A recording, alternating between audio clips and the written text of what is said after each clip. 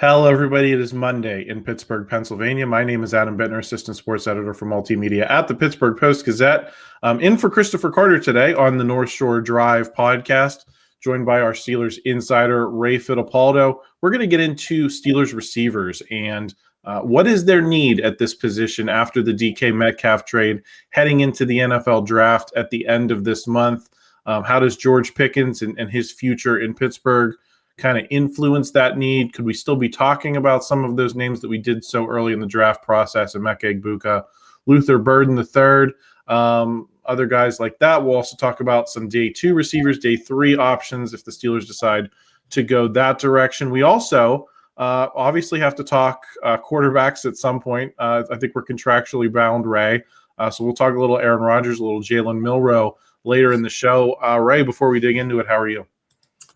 Good, Adam. We're about 2.5 weeks out from draft day, so it's getting closer and closer. Yes. So a lot to get into.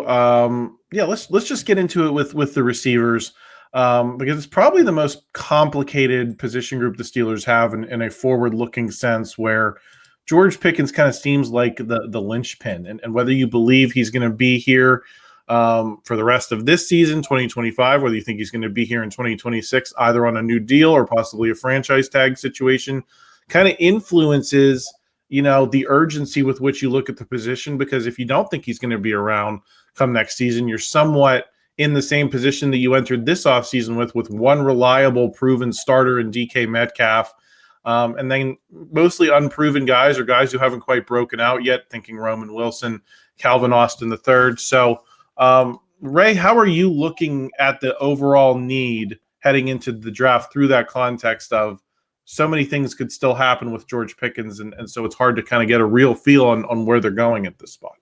Yeah, Adam, you almost have to break it down as if, okay, George Pickens is going to be here for the 2025 season, or they're going to trade him on draft day. I think, listen, if they make up their minds that he's going to be on the roster in 2025, I really think receiver gets pushed back to 3rd, maybe 4th round, maybe even 5th round. But if George Pickens is traded, and let's speculate, let's say he's traded for a 2nd round pick, okay? If that is the case, I could see round 1 being in play. I could see round 2 being the very latest they would take a receiver if they dealt George Pickens. So you almost have to break it down in 2 ways there. It's interesting. The only 1st round target they've had in so far is Matthew Golden from Texas. They've had a bunch of guys who are day 2 prospects, Savion Williams from TCU, the pair from Iowa State, Jaylen Noel and Jayden Higgins. And I think there's been one other that I might be leaving off right now, who's also been to the Southside facility. So we're about halfway done with the pre-draft visits. There's probably going to be a few more receivers to come in, but at this point, it certainly seems like they're focusing on 2nd or 3rd round guys. Yeah, I did want to ask what percent chance you give it that they look at these 1st round guys, Egbuka, Luther Burden III, Matthew Golden. I think that's kind of the holy trinity that we had been talking about through so much of the pre-DK Metcalf trade time period. So do you think there is still a chance that Omar Khan could shock some people and go that way in the 1st round, especially if they brought in a Luther Burden or an Egbuka here in these next couple of weeks? Or are you almost entirely out, again, with the expectation that George Pickens is going to be here in 2025? Because if he's not, then I think that scrambles everything. But let's just live in the world where you're at least going to have George Pickens for the rest of this season. Yeah, if they make up their mind that Pickens is on the roster, I'd have a hard time seeing them draft a guy in the 1st round. To me, it would just seem like a luxury pick at that point, because you would have, let's say you would have Golden, Pickens, and DK Metcalf as your top 3 receivers. I mean, that's pretty good, even if it's only for 1 season.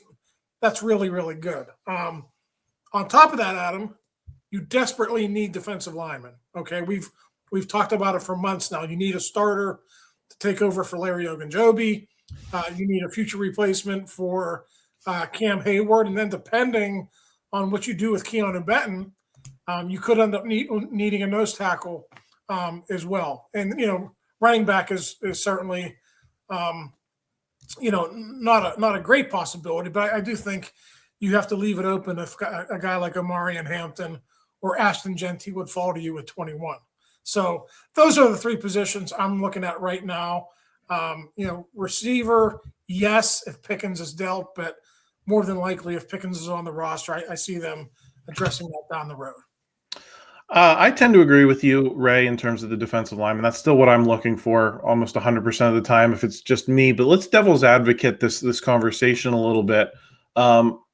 I think these three guys that we're talking about in Burden, Golden, and Egbuka are very different than George Pickens and DK Metcalf. They're not so much the stretch the field, combat catch type of guys. I think they can work a little bit more in the shorter and intermediate passing game. Maybe be a 100-catch type of guys at some point in their NFL careers. Volume guys. The Steelers don't really have a receiver like that, A. And then B, if you are going to bring Aaron Rodgers in, obviously, all of this is contingent on whether he signs or not. But let's just, for the sake of argument, say you're going to bring Aaron Rodgers in. We know that the Jets threw way more times than the Steelers did last season. We know Aaron Rodgers is probably going to want to throw the ball a lot more than the Steelers did with Russell Wilson and Justin Fields behind center. So there, in theory, should be a lot more targets available. Is that an argument for why you might want to take a receiver in the first round for 2025 with 2025 in mind? And then, of course, whatever happens with George Pickens later, you could still have that, that guy to complement DK Metcalf for the long run. Yeah, there's definitely a need for a receiver this year because Pickens, even if he's here this year, it's only for one more year because they're not going to pay two receivers $30+ million to be on their roster. They just only the Cincinnati Bengals can afford to do that. And honestly, I don't even know, if that's going to be a smart decision. So they're going to need a receiver at some point. To me, it's just a matter of the rounds. And to your first question on that, I mean, if you look at it, even let's say that they are going to throw the ball 60% of the time with Rodgers, where does that leave Calvin Austin? Calvin Austin had 548 receiving yards last year and 4 touchdowns. A nice step in his career. People remember he was injured his rookie year, minimal production his second year. I thought that was a big jump. He went from like less than 200 receiving yards to 548. That was a good season for Calvin Austin. So how would he fit into the offense if you drafted a receiver high? And let's face it, Roman Wilson didn't play last year, Adam, but you spent a third-round pick on him. So you don't want him toiling, deep in the rotation as a number 5 or a number 6. If he's healthy, you want to give him a chance. So that's sort of the way I'm looking at it. I think there's some merit to what you say about Rodgers. Yeah, there will be more targets, but when you factor in Austin and Wilson, I'm not sure how many more targets there's going to be. Well, I think you raise a good point too with Austin and Wilson. What do you think their upside is in an offense where you are throwing it a lot more? I mean, is Calvin Austin a guy who could threaten the 1,000-yard mark? Could he threaten? I don't know. 100 catches might be a lot, but could he, pile up a lot more catches than we've seen him to this point? I'd ask the same question about Roman Wilson. Do they have the potential to do what some of these other guys in the draft that we're talking about? Potentially being 100-catch guys maybe sooner than later.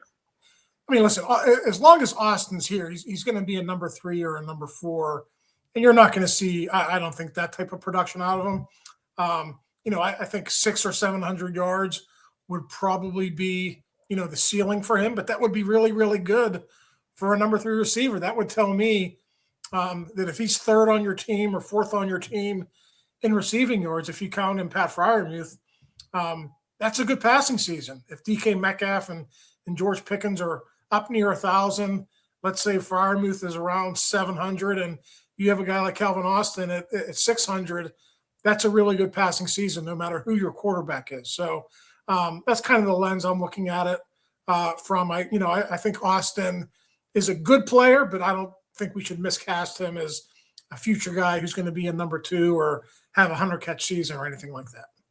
What about Wilson? What do you think his upside is, given the presence of Calvin Austin? Yeah, I mean, it's hard to say. I mean, Austin is going into the last year of his contract, so, we'll see if they want to re-up him after the season is over. I think Wilson probably has similar number 3 capabilities in his toolbox, but we haven't seen it yet. Austin is more that straight line speed guy. It's interesting. He's like 5'8". He's less than 200 pounds. You would think he would be really shifty and elusive near the line of scrimmage, but when they try to throw short and have him run, he's not really that elusive type of guy. He's more of a guy who threatens you with his deep speed. So, we know about that about Austin at this point. We don't really know what Wilson is. We can go off his time for Michigan. He was a good receiver there, never really put up a ton of stats because under Jim Harbaugh, they were a running team and they didn't really throw a whole heck of a lot, even though they had J.J. McCarthy at quarterback. So I think number 3 receiver is something that Roman Wilson can strive for, but it's kind of hard to make a determination on what his ceiling would be, just because he's been injured so much and so often since he's been here. Yeah, that is true. Ray, we're going to talk about some of those day 2 options that you brought up. Let's say they go defensive lineman on day 1. Who are some of those names that are going to be in the mix when they get on the clock in the 3rd round, potentially if they wanted to deal back into the 2nd? Certainly a lot of names worth tossing around. So we're going to do that in the 2nd segment. Before we get there, we want to thank our sponsor for this episode of the podcast. It's Edgar Snyder Associates. When you've been hurt on the job, who decides when you're better? Who decides when your treatment is over? Who decides when your benefits are over? The answer might surprise you. Insurance company doctors do. How does that make you feel? If the answer is not great, call Edgar Snyder Associates today at 1-800-94-EDGAR. They'll fight for the work comp rights you deserve. And remember, there's never a fee unless they get money for you.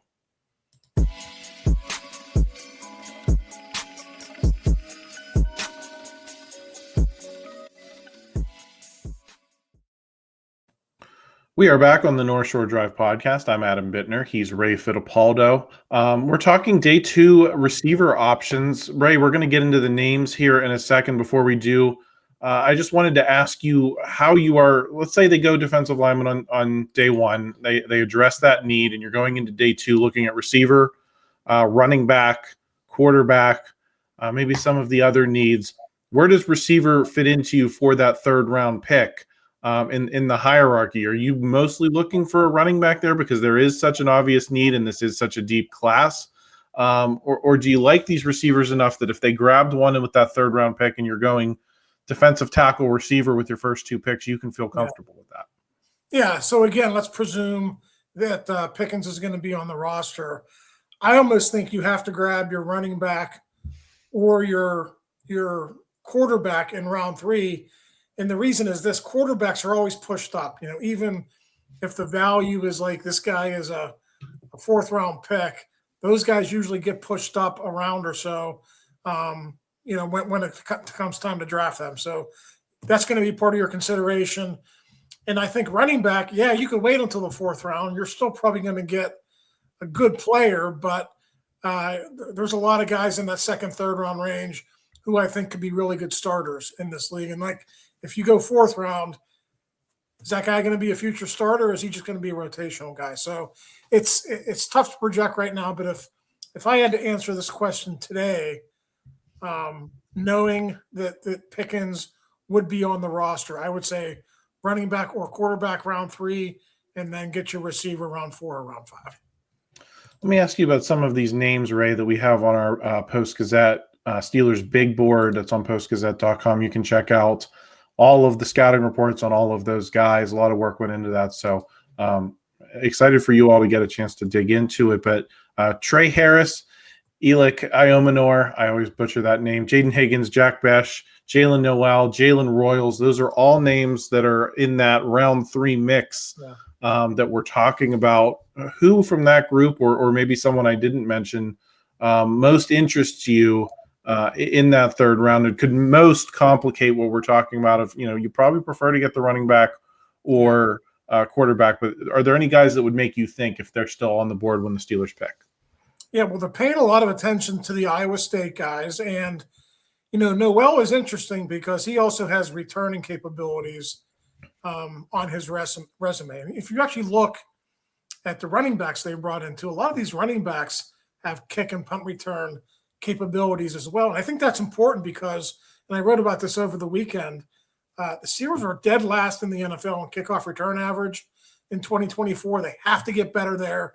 Kickoffs are going to be even more important this year because if you kick it into the end zone, that ball's coming out to the 35 now. So special teams coaches are going to be motivated more than ever to keep that ball in play and to force returns. And you can't have a guy like Cordero Patterson averaging 21.8 yards per return like he did last season. Your offense struggles as it is. You're going to need somebody to set it up to get better field position. So they brought into on Monday today, Byshal Tootin, Virginia Tech running back, 5'9", 205. He had 2 kickoff returns for touchdowns in 2023. So that's kind of like a sidebar to all the receivers and running backs they're bringing in. Return abilities is going to be very important because not only do they need a kick returner, but Calvin Austin III is in the last year of his rookie contract, and they'll be looking for a punt returner if they don't re-sign him next year. So that's a long-winded response to who they might be looking at, but I think it's always important to take special teams into consideration, and I think that's going to be a consideration here once again in 2025. So keep an eye out for guys like Jaylin Noel, the receiver, or Byshal Tootin, the running back. Those guys who could be multi-purpose players both on special teams and within the offense. I think this next question probably fits similarly. Are there any later round guys that you're looking at, either as receivers or guys who could fit into that mold a little bit of, okay, maybe they're not getting a ton of run in the offense itself, but they can help in terms of being receivers? I think Pat Bryant's a name that's on the big board. The guy from Michigan, or not Michigan, Illinois. Chimere Dike from Florida. He was in your most recent 7-round mock draft. Maybe talk a little bit about those names or any other names you're looking at as potential day 3 steals. And I think that's interesting because we know that, Antonio Brown was a guy who was picked in part because he was able to plug in to that. It's almost like the Antonio Brown function in some ways because he started on special teams and made a difference there. And that was kind of how things started rolling downhill for him as a receiver. Yeah, so sometimes we mention special teams and we think only about return abilities, but a guy like DK, like he can line up and be your gunner and be a really, really good one. I mean, look at Ben Skoranek in his role with the Steelers last year. He was one of the more valuable players they had on special teams. He got down there, he forced fumbles, he recovered fumbles. If you're a big, strong, fast athlete, and it's hard for opposing defenders to cover you on those kicks, you're going to be a factor. So, Skoranek was signed again for another year.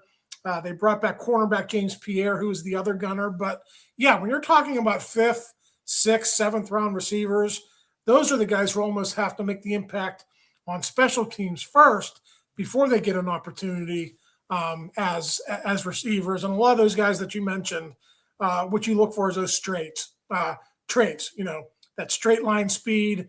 Are you blockable? Can you get away from defenders? Those are the types of things that Danny Smith will be looking for when it comes to, getting his future gunners and his future return specialists as well. Right. We're going to get into the quarterbacks here in the next segment. Lots to talk about on that front. Before we do, just want to thank another sponsor. Hey, Pittsburgh, are you ready to train like a champion? UFC Gym has everything for total body health under one roof. They have group classes from Brazilian Jiu-Jitsu to Zumba, personal training, cardio, weights, cryotherapy, infrared saunas, and more, all at an unbeatable price. Not sure where to begin? All members get a starter session with an expert coach to help map out your fitness plan. Your first visit is on us. Drop in with free parking at Market Square or the waterfront and follow UFC Gym Pittsburgh on social media. Train different, feel unstoppable at UFC Gym.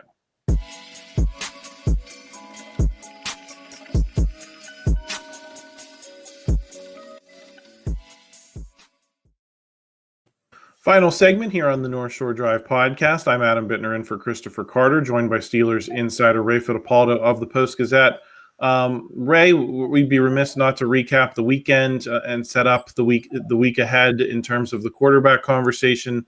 The big buzz people have going right now is that there's this midweek, I think, Pat McAfee event down at PPG Paints Arena. We know Pat McAfee and Aaron Rodgers are close. almost to the point of controversy a lot of times. Some have speculated that that could be where Aaron Rodgers is wanting to announce that he's coming to the Steelers, make a big event of it.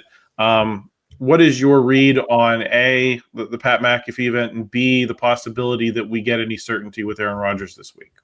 Yeah, so April 9th, obviously Wednesday night, is probably the first deadline. If it doesn't happen that night, then I think, Adam, you'd be looking to the draft. If it doesn't happen before April 24th, you really would have to consider all options if you're the Steelers. Would you seriously want to go into the season with Mason Rudolph as your starting quarterback, Skylar Thompson as your 2 or your 3, and then the draft pick, whoever it is, second, third, fourth round guy as your backup or your number 3? I mean, that would be that would be fine, because I think a lot of people here want to see what Mason Rudolph can do, but I don't think that's their first intention. Their first intention is to have Aaron Rodgers as the quarterback. And you just wonder, like Art Rooney kind of said, we're going to wait a little while longer. You almost think, if we don't hear by the draft, I think, Art Rooney and the Steelers are probably going to have to move on and, go in that direction. How does that influence? Let's just say Rodgers doesn't sign.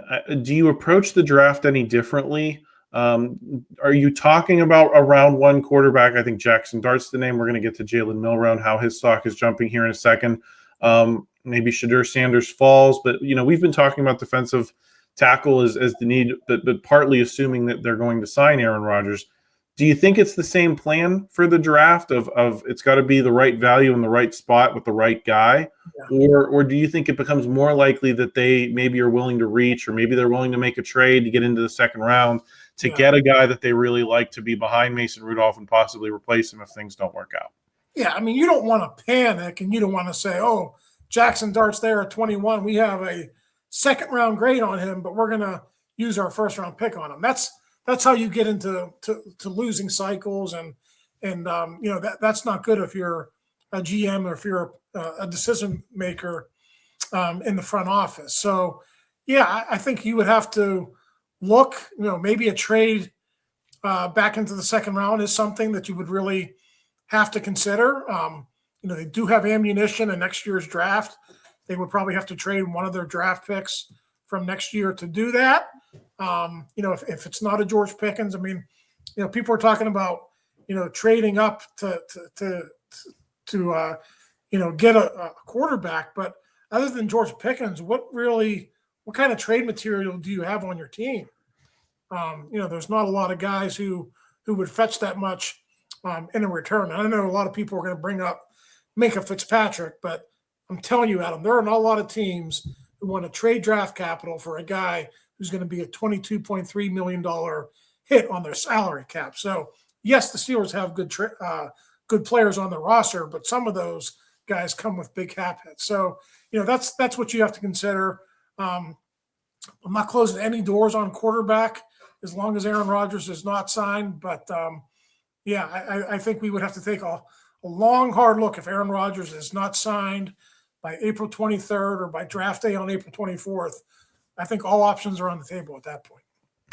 There are still some veteran free agents out there, though, Ray. So, I mean, is there a world where they'd be satisfied with a room if they don't like any of these guys in the draft and they don't want to chase them, they want to address some of these other needs? Are you looking at a Joe Flacco, a Drew Lock, Carson Wentz, those types of guys to kind of backfill Mason Rudolph? Yeah, I mean, of those guys, I mean, Flacco's a little bit interesting, but, he's nearing 40, if not there. He'd be a one-year option, just like Aaron Rodgers. I mean, Locke is a little bit more intriguing to me. Not that he's going to be a future franchise quarterback, but, as a guy who's a backup, I mean, he's got some athletic ability. He can run a little bit. He's been given, some opportunities to play in this league. Not a lot, but he has started games, and, the teams that he's been on haven't been convinced that he's a guy that you want to have on your roster. So, yeah, you can bring in guys like that, but it's going to be for 1 year likely on a flyer, see what they got, and then, reevaluate from there. Mentioned that there's some buzz around Jalen Milroe. He was invited to the draft in Green Bay, which tends to be an indication that the NFL thinks there's a chance he could be selected in the first round. They love to have those guys in the first round walk out onto the stage. They love the visuals of that. So it's not like a sure thing that he's getting picked in the first round, right? But there's people are now buzzing because the NFL tends to know, how teams value these guys and the chances that, they could be drafted. So people are talking about him as potentially a first round pick, even though I believe in one of your mocks, you had Jalen Milroe as the Steelers' third round pick. I frequently, talk about him as potentially second, third round type of guy. I guess, what do you think of Milroe stock maybe being boosted a little bit as we head into these last couple of weeks? A, and B, is there any world where you could see the Steelers really giving him a strong look with that number 21 pick? Yeah, I think the NFL usually has pretty good intel from their people on who to invite to the draft, and they're not going to invite a guy who's a third round pick to the draft. I mean, you're right. I mean, he could sit there for all 32 picks and not go, but I think what this tells me is at the very worst, Jalen Milroe is now probably a second round pick. So that's interesting. The Steelers don't have a second round pick. I don't think they would go for Milroe in the first round. I don't care how much they like him. That guy is a project. He's going to take years, not 1 year. He's going to take years to develop. Yes, there's freakish athletic ability. Yes, he's got an arm, but there's just a lot that has to be done there to turn him into an NFL quarterback. So for the Steelers sitting there without a second round pick, I have a hard time seeing that it would be Jalen Milroe. But hey, as we sit here, Adam, they've got Mason Rudolph and Skylar Thompson on the roster and no one else. So I guess we shouldn't shut the door on anything.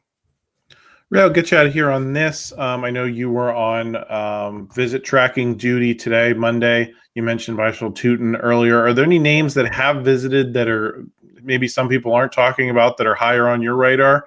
And are there any names that you expect to see coming through still, just given what the Steelers' needs are? Yeah, so they had two today. Vishal Tootin, running back from Virginia Tech. He was a transfer from North Carolina A&T. So he's a small school guy, but he really made a nice transition to major college football. Second team All-ACC the past 2 seasons. So he's a day 2 pick, probably second or third round. And then they also had Florida State defensive tackle Joshua Farmer, also a day 2 type of a pick as well. They've had probably 4 or 5 defensive linemen in so far. They've had 4 or 5 receivers, and they've had 4 or 5 running backs in. So, as we look at it here, they are pretty focused on those 3 positions. They've also had Jackson Dart and Tyler Shuck in here. So you can kind of get a feel for where they're going, right? We're not going to know exactly, but we got a pretty good idea. I think their first 4 picks, if I had to handicap it right now, I think it would be quarterback, running back, receiver, and defensive line. We just don't know the order right now. Yeah, so going to be interesting to see that continue to unfold. Ray, thank you for joining me this week. I'll be back later in the week with Jason Mackey. I think you'll be back Wednesday, Ray, with we're expecting to have Chris Carter back. So lots more draft talk coming your way. Aaron Rodgers watch will continue for who knows how long. So make sure you're subscribed to the channel. If you enjoyed this video, please pop a like on it. Help us out in the YouTube algorithm. We always appreciate that. And we will talk to you all again real soon. Thank you for tuning in to another episode of the North Shore Drive podcast from the Pittsburgh Post-Gazette. If you watch this video on YouTube, please like the video and subscribe to our channel. For all the sports coverage from the Post-Gazette that we have to offer, visit post-gazette.com.